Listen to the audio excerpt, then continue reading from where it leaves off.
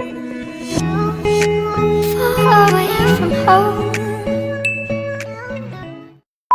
guys! Good evening! Good evening! Good evening! Nagbe-film kasi ako guys, mga 11:42 na ng gabi. So, it is Saturday na. Umaga, medyo busy ako. So, ngayon lang ako naka-film. For tomorrow, hopefully, Sunday ko ito maipopost. As you read in the title, yung video natin is yung mga favorite na masks ko, or actually, hindi pa lahat ito yung mga favorite ko eh. Marami pa akong mga masks na naubos ko na, and then, hindi ko na siya na-repurchase pa.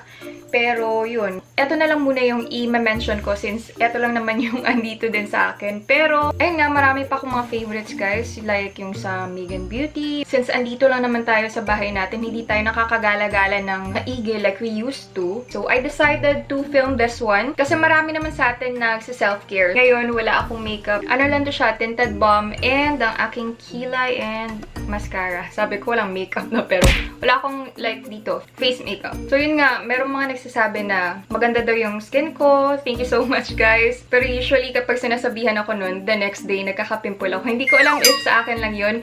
I think maraming mga ganun din. So, kapag merong nagsasabi sa akin nun, sinasabihan ko sila ng buyag-buyag. So, Bisaya yun siya. Parang usog or something. Parang ganun, yun ata yung Tagalog term doon. Medyo mahaba na tong intro ko, no? So, if you're interested to know ano yung some of my favorite na masks, just keep watching.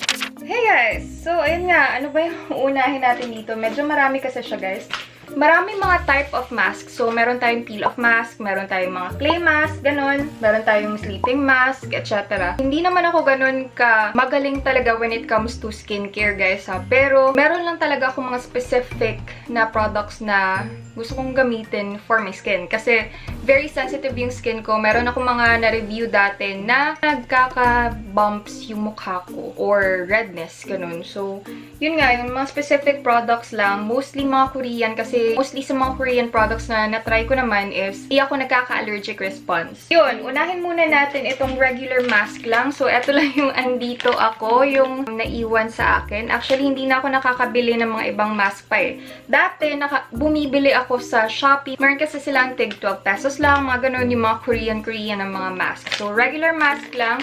Binigay ito sa akin ni Tere. Thank you so much, Tere. Matagal na nung nakauwi siya dito from Japan. Sheet mask lang siya, guys. So, eto. Last na nga to eh. 7 pieces to siya.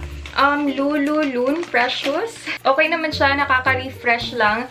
Yun lang, ginagamit ko lang siya pang refresh sa aking skin. If sobrang stress ng work nyo, pwede nyo siyang gamitin. Depende din pala sa mga descriptions niya kasi merong mga anti-aging, meron din for yung pimples, or meron ding, ano ba, brightening, ganon. So, whitening, meron din. So, depende na sa inyo kung ano yung gusto nyong mangyari sa skin nyo.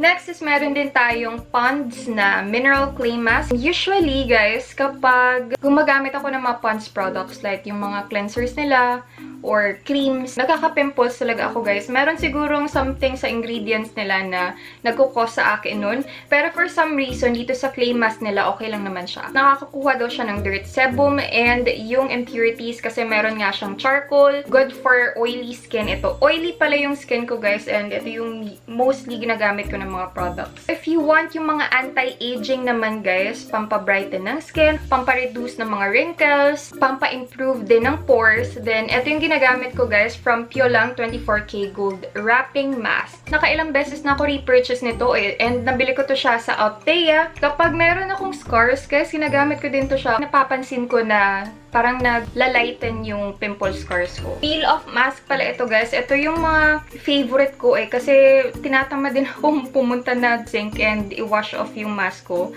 So, yeah. Mas maganda yung peel-off mask. So, ganito lang itsura niya.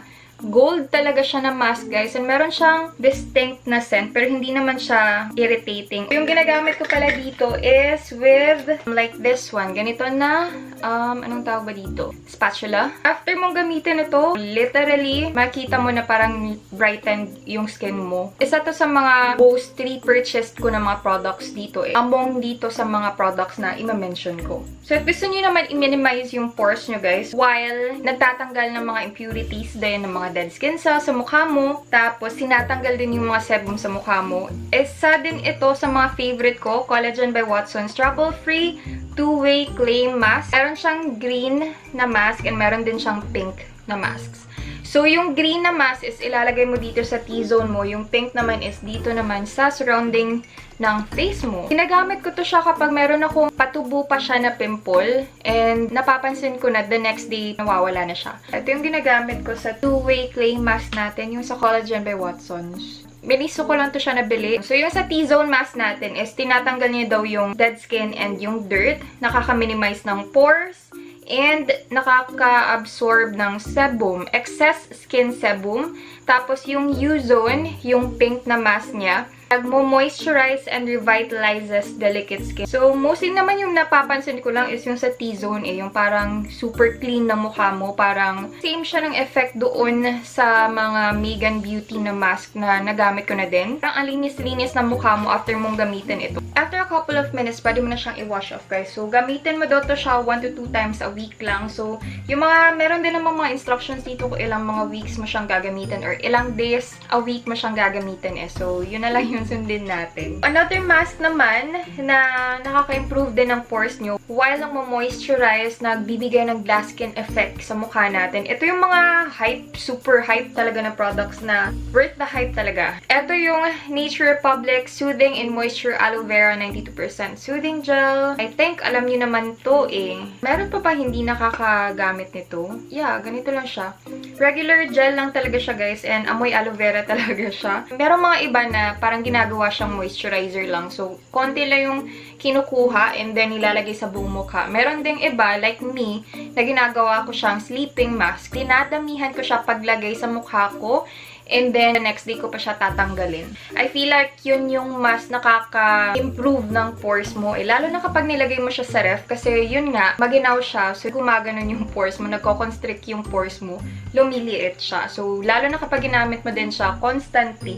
So, yung ginagamit ko na apparatus dito is like, ganito lang din. Spatula lang din. So, if tatanungin nyo kung messy ba siya sa punan ko the next day, hindi naman. Kasi nagde-dry din naman siya sa mukha mo Nakakailang tubs na ako nito. Hindi ko na siya mabilang. But, ayun.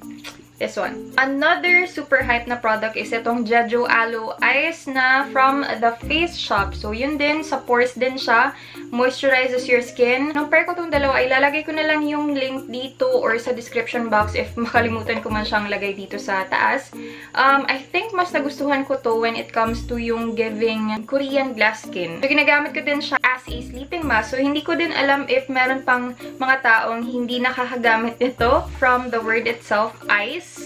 Nilalagay ko siya sa freezer. Ayan. So, parang ice talaga siya, guys. Mas effective to siya sa pores, guys. Lalo na kapag ginagamit mo siya every night. Ang sarap kasi sa feeling niya kasi sobrang lamig. Yung pores mo parang nagsishrink din. I think last na ito Yeah, last but not the least, aside from papakita ko sa inyo yung DIY na mask natin.